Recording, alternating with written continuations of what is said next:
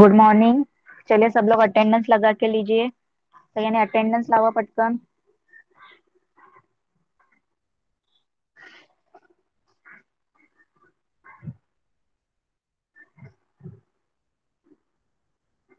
और सब लोग ईवीएस का टेक्स्ट बुक निकालिए। सगळ्यांनी ईवीएस चा टेक्स्ट बुक ओपन करा।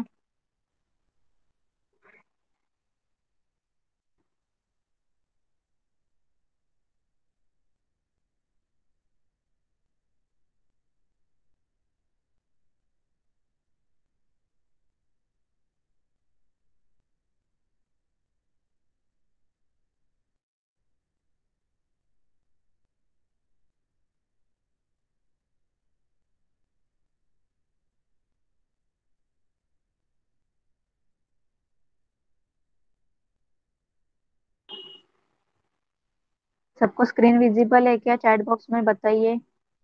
सगळ्यांना स्क्रीन दिसते का?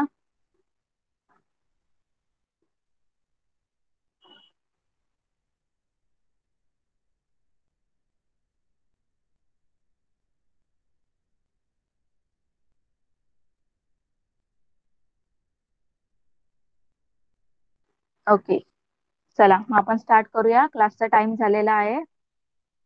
Okay, today we are going to start new lesson. आज आपण न्यू लेसन स्टार्ट करतोय। Lesson number 18, my family and home. Okay, आपल्या लेसनचं नाव आहे माय फॅमिली अँड होम, माझे कुटुंब आणि घर। ओके, तर या लेसन मध्ये काय सांगितलं तुम्हाला? फॅमिली बद्दल सगळी इन्फॉर्मेशन दिलेली आहे। फॅमिलीमध्ये कोण कोण असतं, फॅमिलीचे कुठले कुठले टाइप्स असतात, small family, big family. Okay, तर याबद्दल या लेसन मध्ये सांगितलेलं आहे। तर या धड्यामध्ये कुटुंबाबद्दल सगळं सांगितलेलं आहे। कुटुंबामध्ये कोण कोण असतं, जर जास्त कुटुंबातली लोक असेल तर त्याला म्हणजे मोठं कुटुंब, छोटं कुटुंब, हे सगळं या धड्यामध्ये सांगितलेलं आहे। ओके, तर लेट स्टार्ट, आपण स्टार्ट करूया।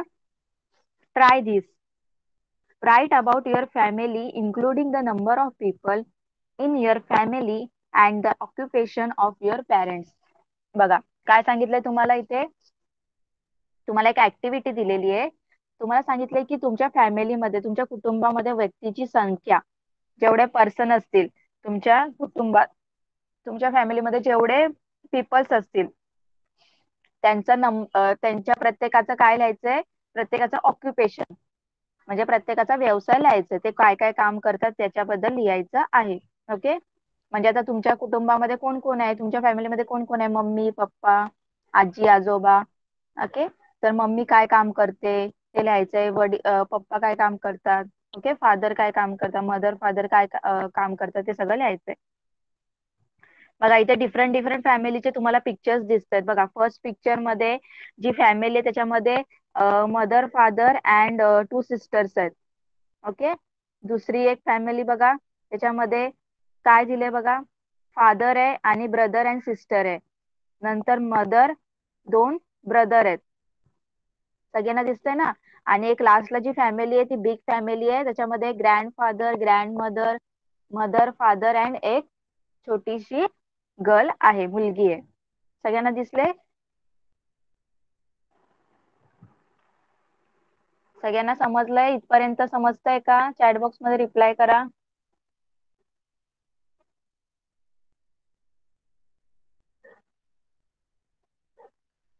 ओके, नंतर बघा काय सांगितलंय तुम्हाला, a family consist of mother, father and their children. तर बघा फॅमिलीमध्ये कोण कोण असतं? आई, वडील आणि त्यांच्या मुलं असतात। ओके, कुटुंबामध्ये आई, वडील आणि त्यांच्या मुलांचा समावेश असतो। In some families there are grandparents also. तर काय काय कुटुंबामध्ये आजी आजोबा सुद्धाही असतात।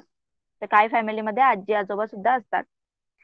The number of people in a family may differ.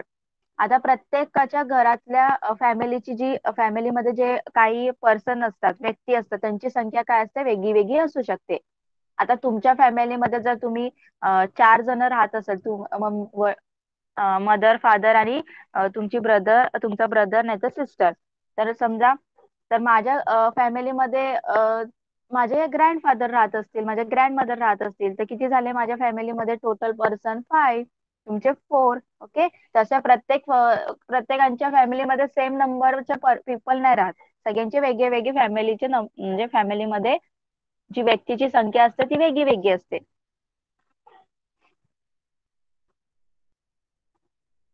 We are born in our family, तर आपण आपल्या कुटुंबामध्ये फॅमिलीमध्ये जन्मतो आणि वाढतो. We grow up in our family, आणि वाढतो सुद्धा आपल्या कुटुंबातच, आपल्या फॅमिलीमध्येच आपण काय आपली ग्रोथ होते. We are brought up by our parents, तर आपल्याला कोण लहानचं मोठं करतं, आपले पॅरेंट्स आपल्याला लहानचे मोठे करतात. They take care of us, ते आपली काळजी घेतात. In family we are secure in every वे.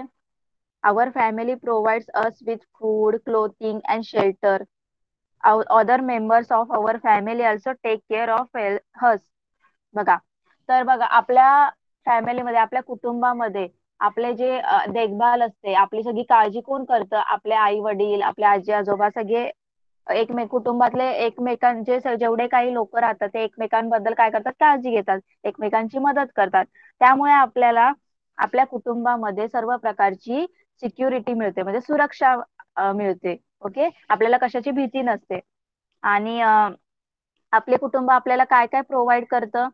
काय काय आपल्याला फॅमिली काय काय प्रोव्हाइड करतं? फूड, परत क्लोथिंग आणि शेल्टर. आपल्याला अन्न सुद्धा देतात. अन्न, वस्त्र आणि निवारा, हे सगळी गरज आपल्याला जी असते ती आपल्याला कुटुंबात पूर्ण होते. Other members of our family also take care of us, आणि जे कुटुंबातले दुसऱ्या व्यक्ती असतात ते सुद्धा आपली काळजी घेतात. There is a affection among family members. We like to be a part of family because of love and caring that we get. Family members help one another in times of difficulty. They try to see that no one suffers from any illness. But if we fall ill, our parents take care of us. बघा, तर काय सांगितलं, आपल्या कुटुंबामध्ये आपल्याला कुटुंबातल्या व्यक्तीमध्ये काय असतो? जिव्हाळा असतो. म्हणजे एकमेकांबद्दल खूप काळजी असते त्यांच्या मनामध्ये. आणि प्रेम आणि आपुलकीमुळेच आपल्याला काय कुटुंबामध्ये राहायला आवडतो. जर तुमच्या कुटुंबामध्ये कोण एकमेकांची काळजी घेतच नसेल, मग तुम्हाला राहायला आवडेल का त्या फॅमिलीमध्ये? नाही. सगळेजण खुश असतील, एकमेकांबद्दल काळजी घेत असतील, तर आपल्याला त्या फॅमिलीमध्ये राहायला आवडतं. ओके. आणि काही आपल्याला प्रॉब्लेम असेल, खूप आपल्यावर संकट काय वगैरे असेल, तर आपली फॅमिलीतले मेंबर एकमेकांना काय करतात? काय करतात? मदत करतात. आणि जर कोणी आजारी पडू देऊ नये, पडायला नको, याची सुद्धा ते काळजी घेतात. आता बघा, तुमचे मम्मी पप्पा तुम्हाला तुमची काळजी घेता ना, तुम्ही कधी आजारी वगैरे पडू नका म्हणून तुम्हाला सांगता की म्हणजे सगळं तुम्ही काय करा, तुमची काळजी कशी घ्या. ओके. ते सगळं तुम्हाला सांगतात. जर कदाचित तुम्ही कधीतरी आजारी पडले, तर तुमची आई वडील तुमची एकदम खूप काळजी करतात. ओके. इथपर्यंत कळालं सगळ्यांना?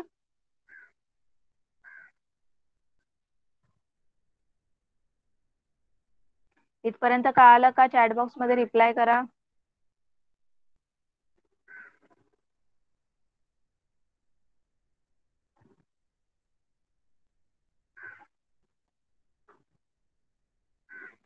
ओके. आता त्याच्यानंतर आपल्याला टाइप्स ऑफ फॅमिली दिल्या. आता कुठल्या प्रकारच्या दोन फॅमिली असतात, कुठल्या कुठल्या प्रकारचे कुटुंब असतं? स्मॉल फॅमिली आणि बिग फॅमिली, छोटे कुटुंब आणि मोठे कुटुंब. बघा, some families consist of only parents and one or two children. Such a families are called small family. बघा, स्मॉल फॅमिली कशाला बोलतात? ज्या फॅमिलीमध्ये फक्त त्यांचे आई वडील आणि त्यांची दोन मुलं असतात, त्यांनाच काय बोलतात? छोटे कुटुंब बोलतात, स्मॉल फॅमिली बोलतात. And some family consist of grandparents, aunts, uncles, brothers, sister, and cousins. Such families are called big family.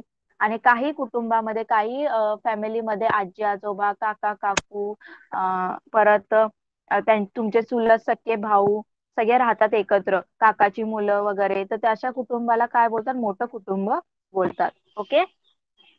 सगळ्यांना कळालं स्मॉल फॅमिली आणि बिग फॅमिली? स्मॉल फॅमिलीमध्ये फक्त मदर फादर आणि त्यांचे दोन चिल्ड्रन्स राहतात. आणि बिग फॅमिलीमध्ये कोण कोण असतं? Brother, sister, grandparents, aunts, uncles, हे सगळे एकत्र, कझिन्स, हे सगळे एकत्र राहतात, त्यांना बोलतात बिग फॅमिलीज. सगळ्यांना आवाज येतोय माझा?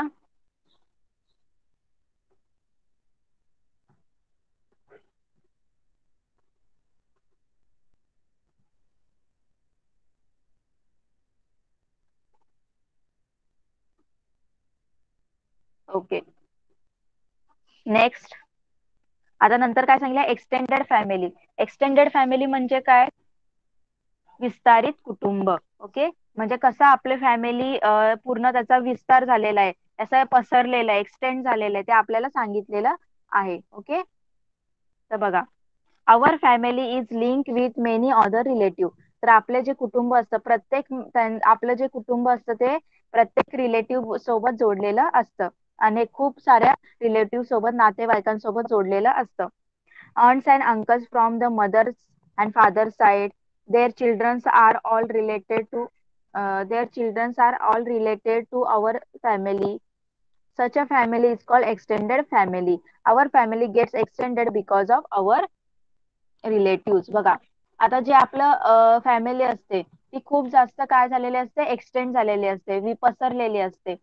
तर बघा, बघा, जे आपले काका काकू असतात, मामा मामी असतात, हे सगळे बघा, आता आपण कशी आपली फॅमिली पूर्ण पसरली आहे बघा. आता तुमच्या पप्पांचे आई वडील, तुमच्या मम्मीचे आई वडील, तुमच्या मम्मीचा भाऊ आणि त्यांची बायको, त्याची वाईफ, तुमच्या तुमच्या पप्पांचे म्हणजे तुमचे काका काकू आणि त्यांची अजून मुलं, तशा प्रकारे बघा कशी विस्तार पूर्ण एक्सटेंड झाले, ते पसरली आहे आपली फॅमिली.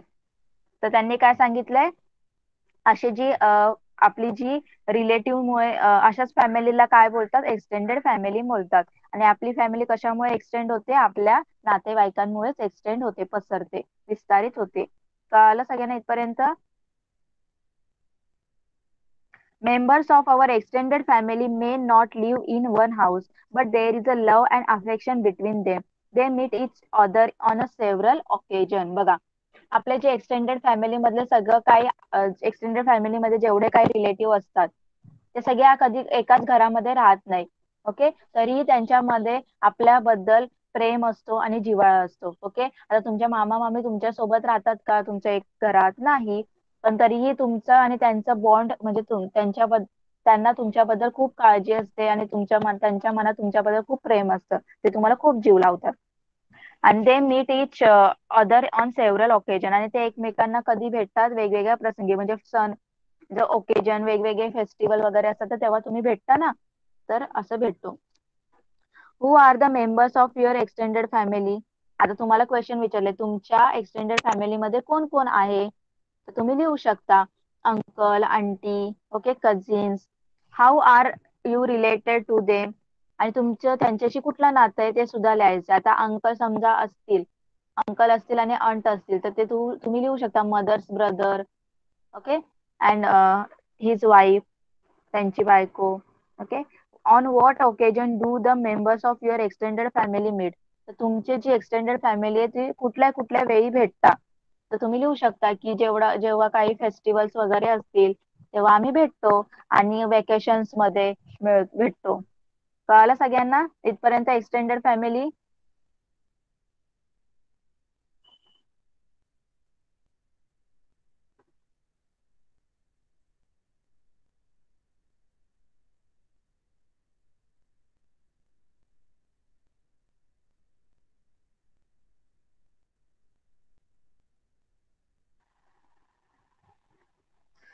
कळालं सगळ्यांना एक्सटेंडेड फॅमिली बद्दल? चॅट बॉक्स मध्ये रिप्लाय करा.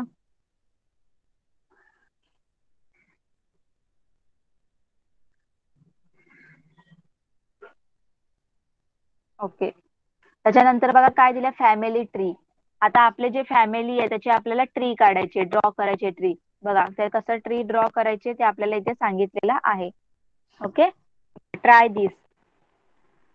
Rehana, who is in the third standard, was looking at a photo album of the people in her house. While looking at snapshots of birthday and the wedding, she found some familiar faces, but some of the faces are were unfamiliar. Some faces appear again and again in the album. Rehana asks her mother, "Who are all these people?" Her mother said, They are all our relatives, your aunts, uncles, grandparents. You can see them all in these photos. Rehana asks her mother to explain it to her in detail. Rehana mother then drew a diagram for her. बघा काय झालं आता इथे. जी रेहाना आहे ती third standard मध्ये शिकत आहे. ओके, थर्ड स्टँडर्ड मध्ये शिकते ती. आणि तिने काय केलंय, त्यांच्या घरातले सगळे ती काय करत होती, अल्बम बघत होती, सगळ्यांच्या फोटोचा अल्बम बघत होती. ओके. आणि ते अल्बम कुठले कुठले होते, कोणाच्या लग्नातले, वाढदिवसाचे, असे बर्थडेचे असे अल्बम होते, तेव्हा क्लिक केलेले फोटोजचे अल्बम होते. ओके. तर त्यातले तिला काही जे चेहरे होते ते ओळखीचे वाटले आणि काही ओळखीचे नाही वाटले. ओके. तर काही फोटोमध्ये चेहरा तिला, जे काही फोटोमध्ये जी काही लोक होती, पर्सन होती, ती सारखी सारखी दिसली. कारण ती जास्त क्लोज असतील ना, तर ती तिला सारखी सारखी प्रत्येक फोटोमध्ये म्हणजे दिसत होती. आणि काही म्हणजे अशी एक दोन फोटोमध्ये होती. तर रेहानाने आईला विचारलं की हे सगळे लोक कोण आहेत. तर आई म्हणाली हे आपले सगळे नातेवाईक आहेत. आणि या फोटोमध्ये बघ काका काकू, मामा मामी, दोन्हीकडचे आजी आजोबा आहेत. तर रेहाना आईला म्हणाली मला सगळं नीट समजून सांग. तर आईने रेहानला समजून सांगण्यासाठी एक चित्र काढलं. मग त्या चित्रालाच काय म्हटलंय, फॅमिली ट्री. बघा आता कसं समजवलंय. बघा, पहिले grand mother and grandfather. Okay. तर हे पहिले कोण आहे ना, तुमच्या पप्पांचे आई आणि वडील. ओके. म्हणजे तेच कोण, आजी आजोबा तुमचे. ओके. आता इथे नंतर ते आजी आजोबा आहेत ते तू कोणाचे आई वडील आहेत, तुमच्या फादरचे आई वडील. ओके. मग तुमची मदर आणि फादर, कळते सगळ्यांना, मदर आणि फादर. आता तुमचे पप्पांचे, मदर आणि फादरचे कोण तुम्ही, रेहाना आणि सलीम काय आहेत, दोन काय आहेत, चिल्ड्रन्स आहेत. मग त्यांनी लिहिलंय रेहाना आणि सलीम. ओके. मदर आणि फादरचे, रेहानाच्या मम्मी आणि पप्पांचे दोन चिल्ड्रन्स, रेहाना आणि सलीम. नंतर बघा, आता त्यांच्या फादरचे कोण आहेत, एक बहीण सुद्धा आहे. तर अंट, तुमची आत्या. ओके. इकडे आलंय फादर सिस्टर, अंट म्हणजे तुमची आत्या. ओके. आणि तुमच्या, आणि समजा तुमच्या फादरची एक भाऊ सुद्धा आहे, तुमचे काका. मग त्यांचं एक अंकल. ओके. आता अंकलचं जर लग्न झालं असेल तर त्यांची वाईफ असेल कोण, अंट म्हणजे तुमची काकू. आणि त्यांची जर मुलं असतील तर ते बघा, त्यांची नावं इथे लिहायची. जसं आता इथे रेहानच्या अंकल आणि अंटची मुलांची नावं काय आहेत, कझिन्सची नावं, रेहानाच्या कझिनची नावं साहिल आणि सानिया. कळालं सगळ्यांना. आता ही रेहानाच्या फॅमिली ट्री होती. आता तुम्हाला सुद्धा तुमची अशीच फॅमिली ट्री काय करायची, ड्रॉ करायची. Okay. In a family generation follow one after other over a period of time. They can be shown on the family tree. बघा काय सांगितलंय. आता तुमच्या कुटुंबाच्या अनेक पिढ्या तयार होतात. आता तुमच्या आजी आजोबा, तुमच्या आजी आजोबा नंतर तुमचे आई वडील, तुमच्या आई वडील नंतर तुम्ही, आता तुमच्या नंतर अजून येईल. तशी आपली काय होते, पिढ्या तयार होतात, आपली वंशावळ तयार होते. ओके. मग अशी ती वंशावळ आपल्याला कशाने दाखवायची असते, या फॅमिली ट्रीने दाखवायची असते. तर तुम्हाला सुद्धा तुमची फॅमिली ट्री तुमच्या पॅरेंट्सच्या हेल्पने तुम्हाला ड्रॉ करायला सांगितलेली आहे. तर सगळ्यांना कळालं फॅमिली ट्री कसं ड्रॉ करायचंय, घरी ड्रॉ करता येईल तुम्हाला.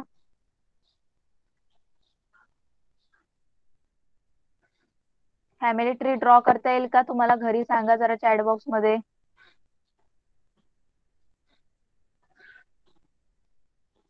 सगळ्यांनी ड्रॉ करायची. ओके. होमवर्क मध्ये फॅमिली ट्री सगळ्यांनी ड्रॉ करायची आहे. फर्स्ट काय ना, तुमचे ग्रँड मदर ग्रँड पॅरेंट्स येणार. ओके. त्याच्यानंतर तुमचे मदर अँड फादर.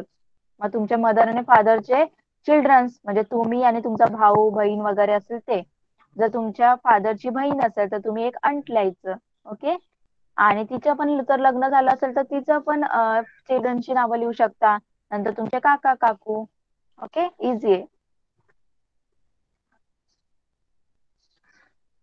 आता नेक्स्ट बघा काय दिलंय, changes in the family system.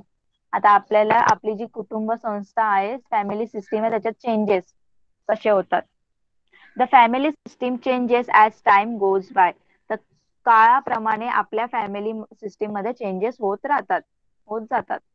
At one time grandparents, aunts, uncles, parents, siblings and cousins all live together and form one big family. This is called a joint family. बघा. तर काही एकेकाळी आजी आजोबा आई वडील काका काकू सख्खे चुलत भाव म्हणजे तुमचे सगळे कझिन्स ते तुम्ही एकत्र राहायचे.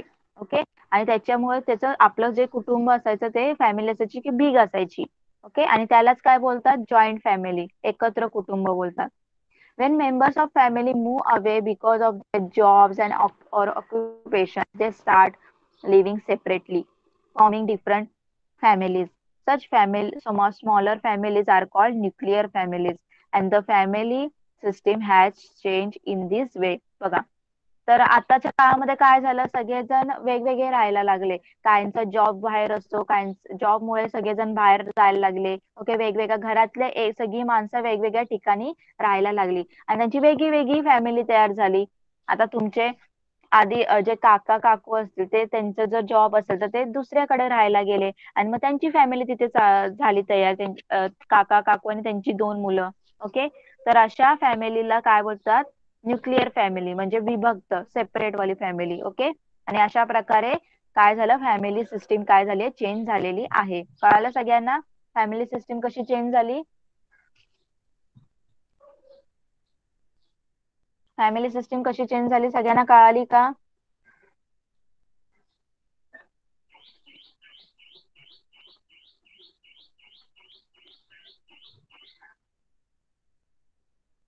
ओके. नेक्स्ट.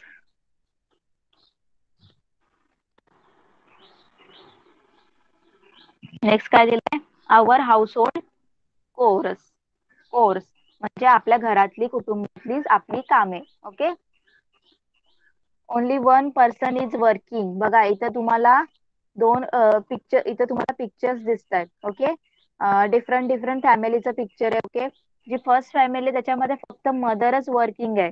फक्त जी मदर आहे तीच काम करते. Only one person is working.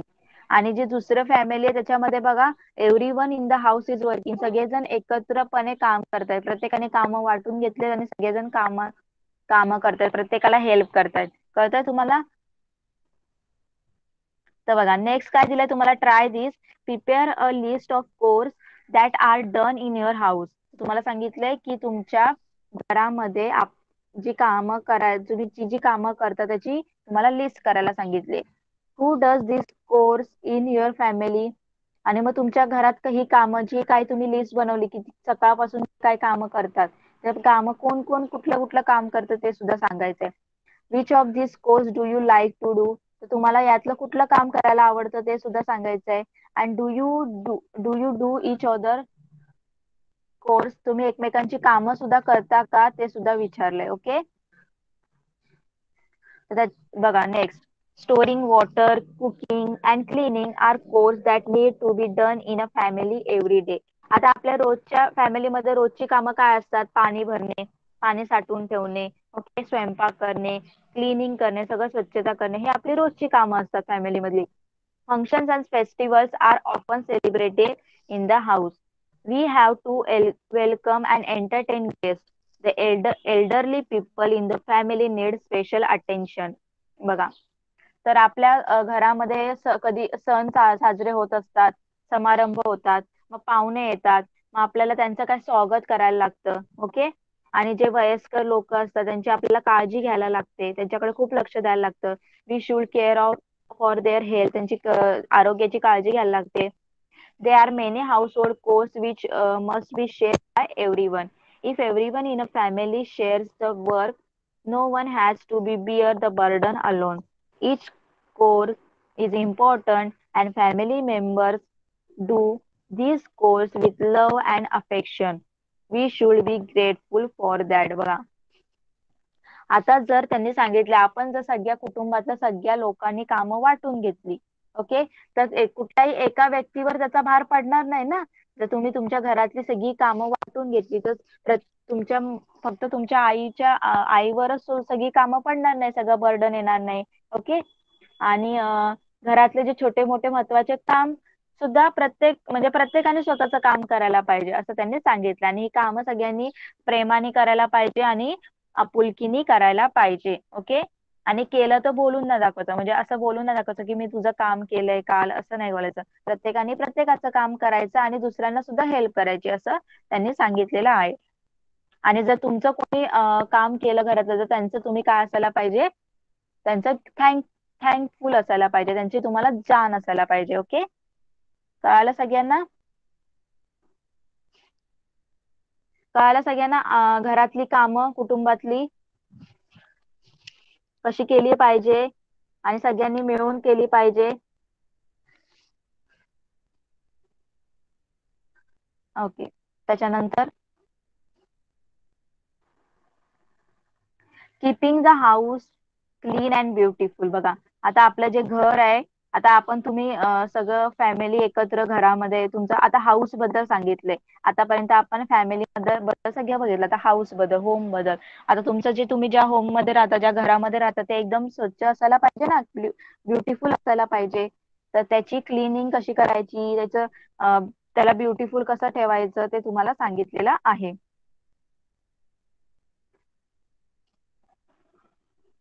Try this. Make a list of all the things that need to be done to keep the house clean and tidy. बघा, तुम्हाला सांगितलंय की जे तुमचं घर स्वच्छ राहण्यासाठी, नीटनेटकेपणा राहण्यासाठी तुम्ही कुठली कुठली कामं करायला पाहिजे घरामध्ये, काय केलं पाहिजे, त्याचं तुम्हाला एक लिस्ट बनवायला सांगितलेली आहे. Write down the differences that you seen between the two pictures above. बघा, आता तुम्हाला इथे दोन पिक्चर्स दिसत आहेत, दोन वेगवेगळे हाऊस आहेत. त्या हाऊस तुम्हाला पिक्चर दिसतात, तर त्या पिक्चर मध्ये कुठला फरक दिसतोय ते तुम्हाला सांगायचंय. ओके, तर चला, मला कोण सांगणार या दोन पिक्चर मध्ये काय डिफरन्स दिसतोय तुम्हाला, काय फरक आहे, कोण सांगणार मला? चला, चॅट बॉक्स मध्ये रिप्लाय करा. ते दोन पिक्चर्स दिसत आहेत. ओके, तन्वी सांग बा, काय फरक दिसतोय तुला? एका पिक्चर मध्ये खूप घाण आहे आणि एक टीचर. हा, हॅलो तन्वी, माझा आवाज येतोय तुला?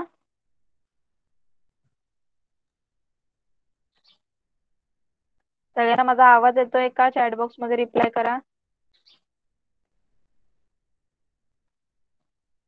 ओके, तन्वी सांग, काय डिफरन्स दिसतोय तुला?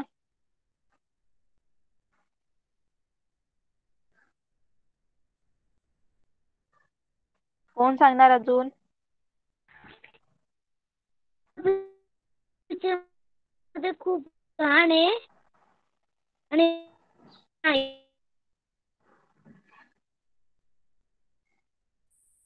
ओके, तर बघा, दोन्ही पिक्चर बघा कसे, एक त्यांनी छान असलेलं एकदम टायडी हाऊस, म्हणजे एकदम नीटनेटकेपणाचं घर दाखवलेलं आहे, त्याचं पिक्चर दिलेलं आहे.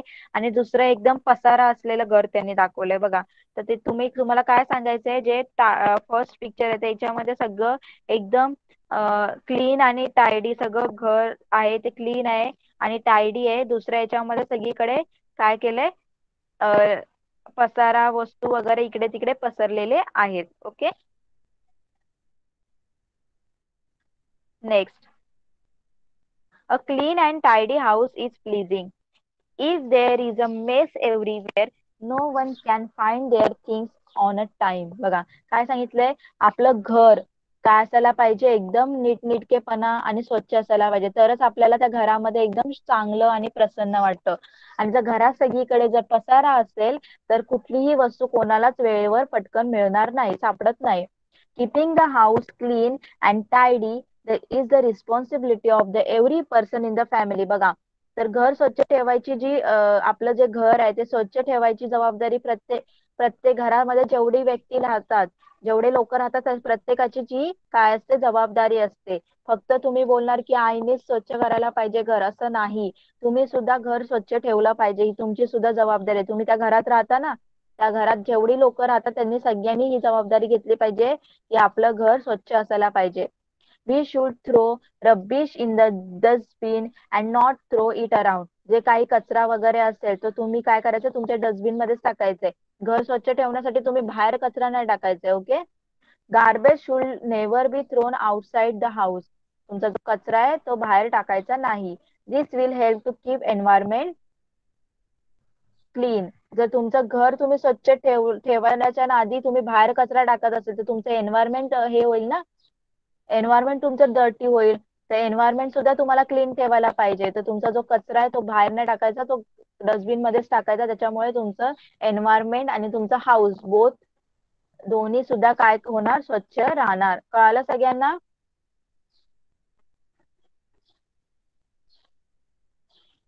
सगळ्यांना कळालं का? चॅट बॉक्स मध्ये रिप्लाय करा.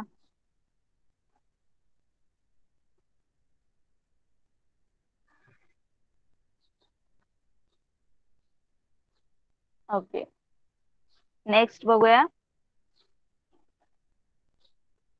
आता इथे काय दिलंय, ऑलवेज रिमेंबर. तुम्हाला एक गोष्ट लक्षात ठेवायला सांगितली आहे.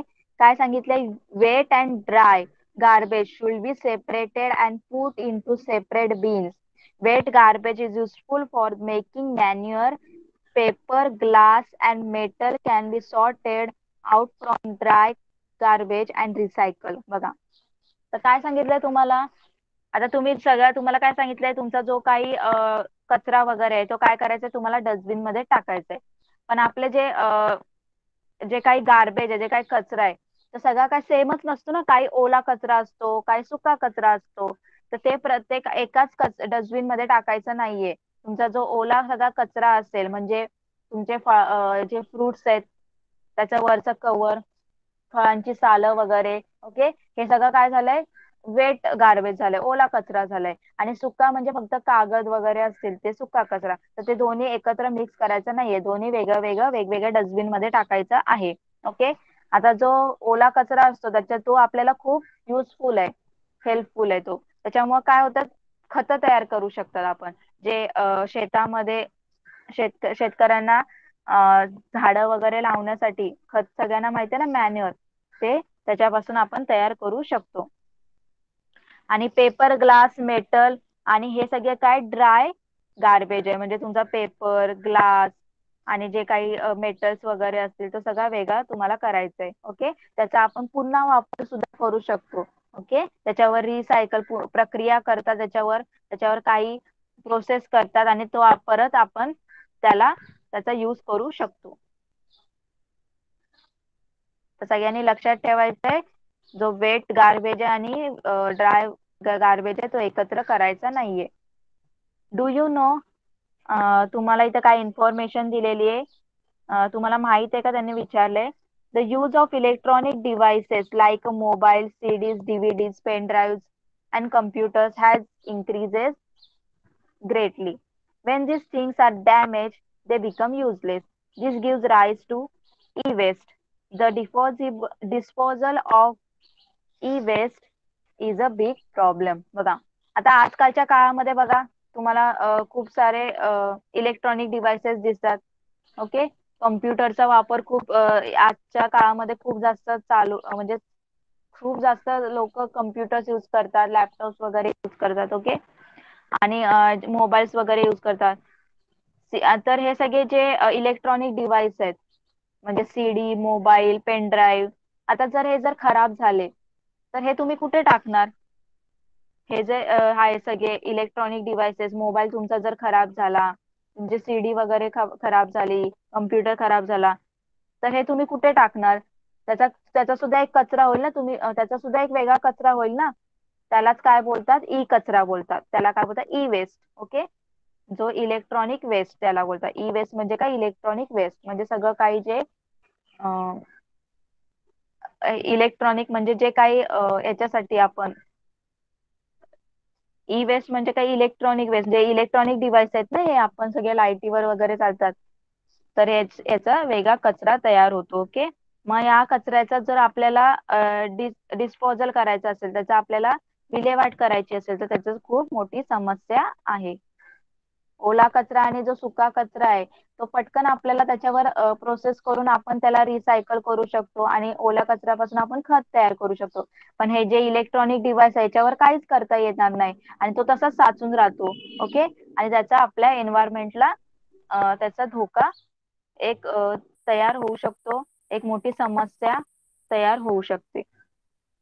कळालं सगळ्यांना?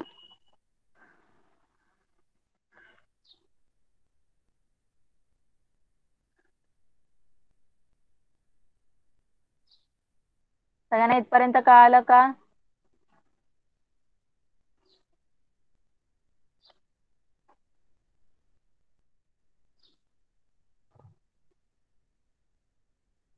ओके. त्याच्यानंतर बघा काय दिलंय,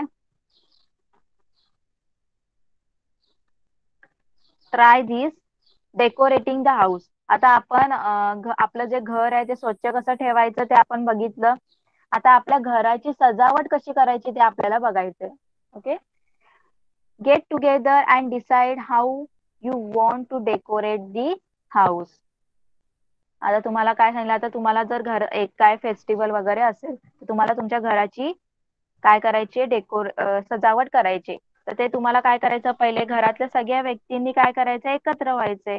प्रत्येकाने म्हणजे प्रत्येकाचा विचार काय करायचा ऐकून घ्यायचा आणि त्याच्याप्रमाणे तुम्ही काय करायचं, घराला डेकोरेट करायचं आहे.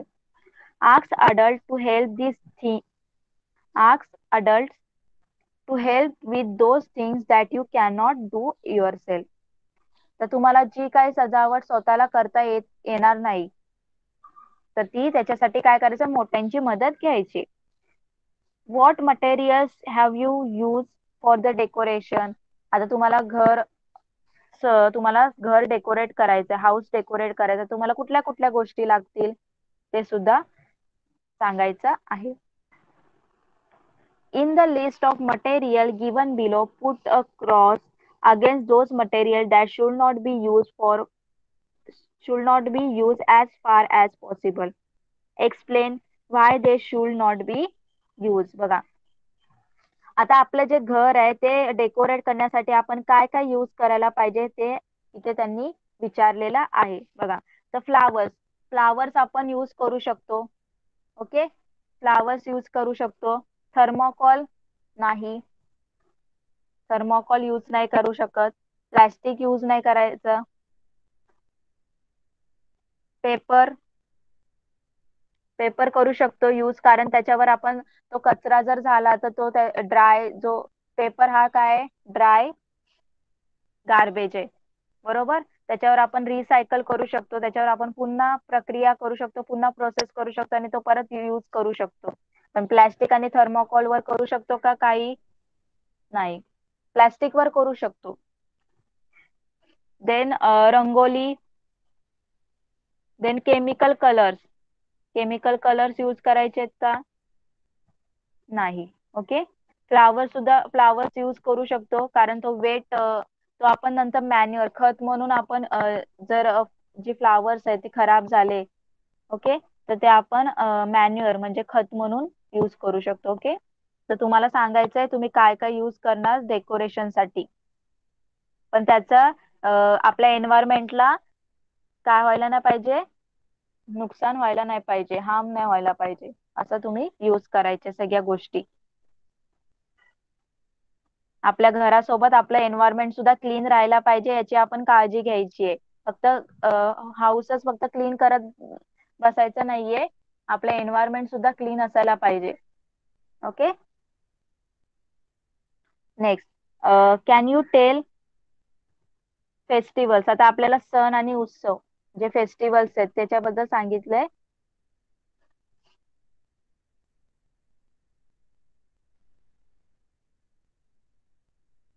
Okay, festivals, why do we celebrate festival.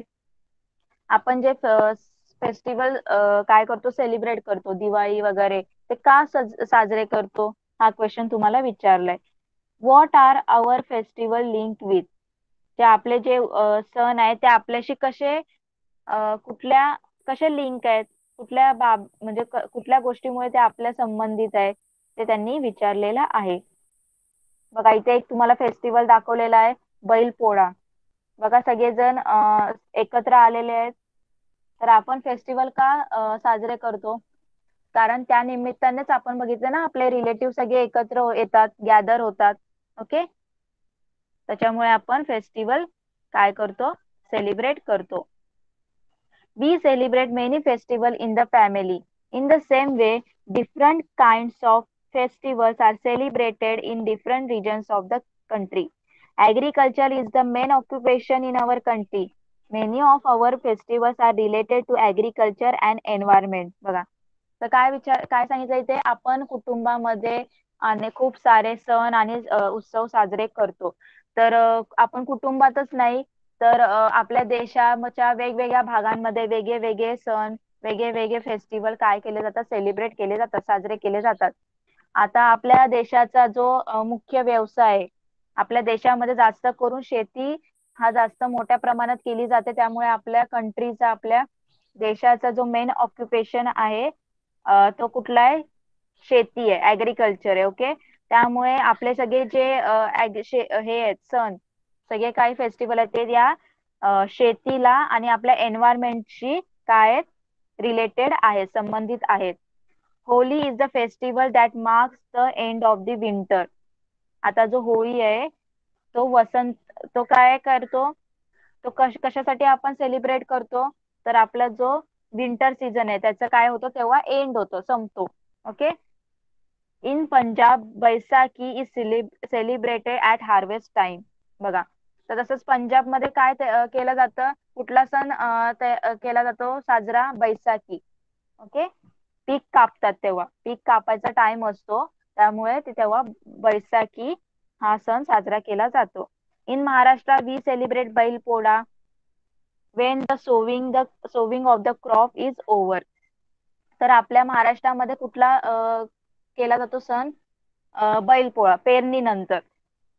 पेरणी, सोविंग द क्रॉप्स म्हणजे पेरणीनंतर आपल्या इथे बैलपोळा केला जातो, साजरा केला जातो. During the harvest season in Tamil Nadu Pongal is celebrated, while in Kerala they celebrated Onam.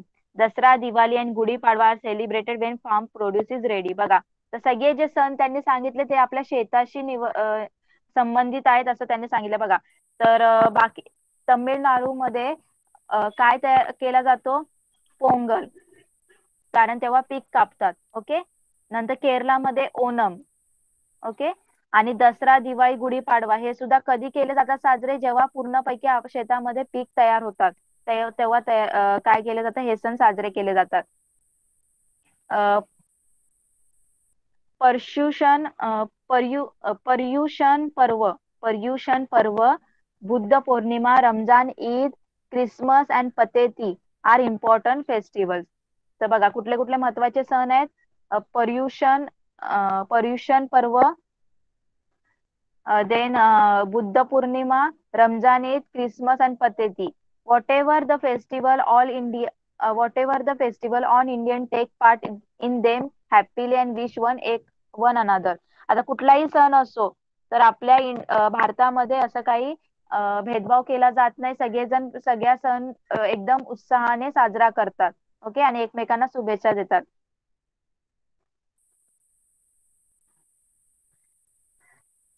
Independence day and Republic day are our national festival. तर आपले नॅशनल फेस्टिवल कुठले आहेत, independence day and Republic day. 15 ऑगस्टला इंडिपेंडन्स डे असतो आणि 26 जानेवारीला काय असतं, रिपब्लिक डे असतो. All citizen celebrate them. तर आपल्या देशातले सगळे नागरिक आहेत ते सगळे हा फेस्टिवल काय करतात, साजरा करतात. India gained independence from the British on 15 August 1947. Hence, that day is celebrated as Independence Day. आता इंडिपेंडन्स डे आपण का सेलिब्रेट करतो, कारण त्या दिवशी आपला जो भारत देश आहे तो काय झाला होता, इंडिपेंडंट झाला होता, स्वतंत्र झाला होता 15 ऑगस्टला. त्याच्यामुळे आपण हा इंडिपेंडन्स डे म्हणून साजरा करतो. आपल्याला स्वातंत्र्यता भेटली होती ब्रिटिशांकडून. ओके. म्हणून the Indian constitution came into effect from the 26th of January 1950. So this day is known as Republic Day. जर आपलं जे भारताची संविधान आहे, कॉन्स्टिट्युएंट म्हणजे संविधान, ते कधीपासून सुरुवात झाली, 26 जानेवारी पासून. त्याच्यामुळे रिपब्लिक डे म्हणून त्या दिवशी आपण काय करतो, सेलिब्रेट करतो. Festival bring people together. The feelings of togetherness grows. Festival include songs, dance, rangolis, games, competition, and races. This gives us joy. While celebrating festival, we must take care not to harm the environment. बघा, तर आपल्या या फेस्टिवलमुळेच मी तुम्हाला सांगितलं, आपण सगळे एकत्र येतो, आपल्या रिलेटिव्हला भेटतो. एकत्र आल्यामुळे आपल्यामध्ये काय होतं, एन्जॉय, सगळेजण हॅप्पी होतात, सगळ्यांना आनंद मिळतो. आणि आपल्या फेस्टिवलमध्ये काय काय असतं, सॉंग्स असतात, डान्स असतात, रंगोलीज असतात, परत वेगवेगळे गेम्स असतात, कॉम्पिटिशन्स असतात आणि सगळेजण एकदम आनंदाने तो काय करतात, एन्जॉय करतात. ओके. पण हे लक्षात ठेवलं पाहिजे सगळ्यांनी की फेस्टिवल तुम्ही सेलिब्रेट करतायत पण तुमच्या एन्व्हायरमेंटला हार्म नाही व्हायला पाहिजे. ओके. काही त्याचा त्रास नाही व्हायला पाहिजे. Small children and old people suffer if music is played too loudly. Loud noise cause noise pollution. बघा, तर तुम्हाला सांगितलं फेस्टिवल मध्ये आपलं खूप सारं सॉंग्स लावतात, पण त्या सॉंग्स जर जास्त तुम्ही मोठ्या आवाजात गाणी लावले तर त्याचा छोट्या मुलांना आणि जे म्हातारी लोक आहेत त्यांना त्रास होऊ शकतो. त्याच्यामुळे त्याचा सुद्धा काळजी घ्यायची आहे तुम्ही. आणि नॉईज पोल्युशन होऊ शकतं. ओके. गाणी लावायची पण ती थोड्या कमी आवाजात, दुसऱ्यांना त्रास न हो असं लावायची. ओके. कळालं सगळ्यांना?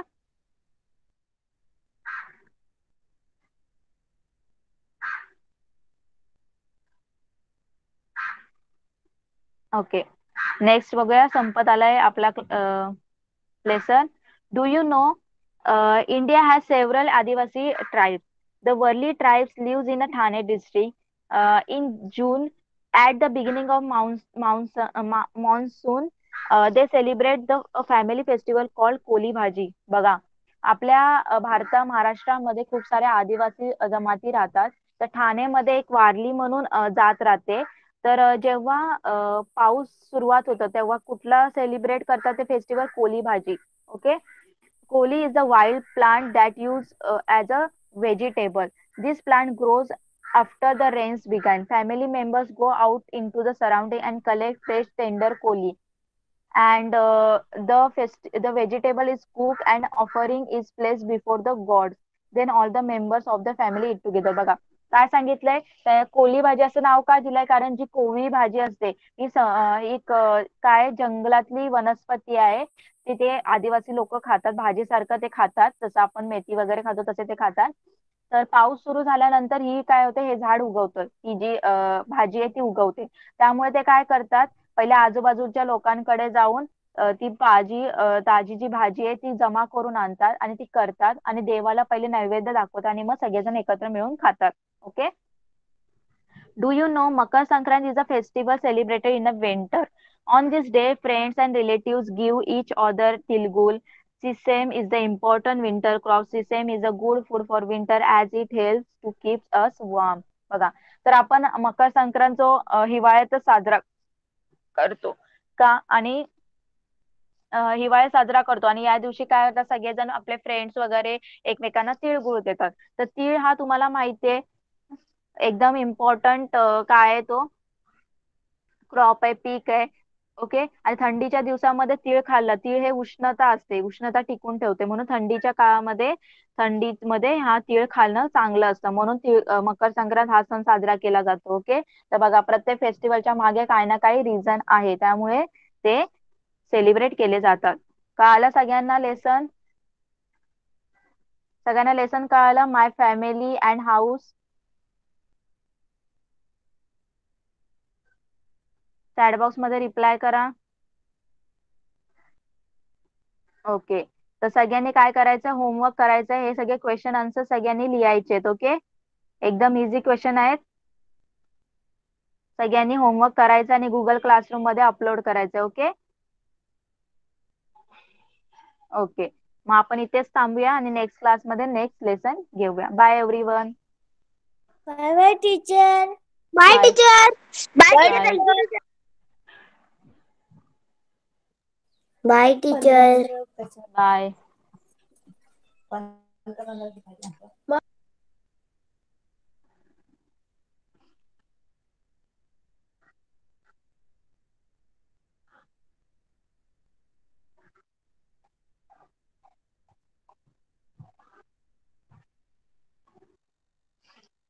चला क्लास लेफ्ट करा.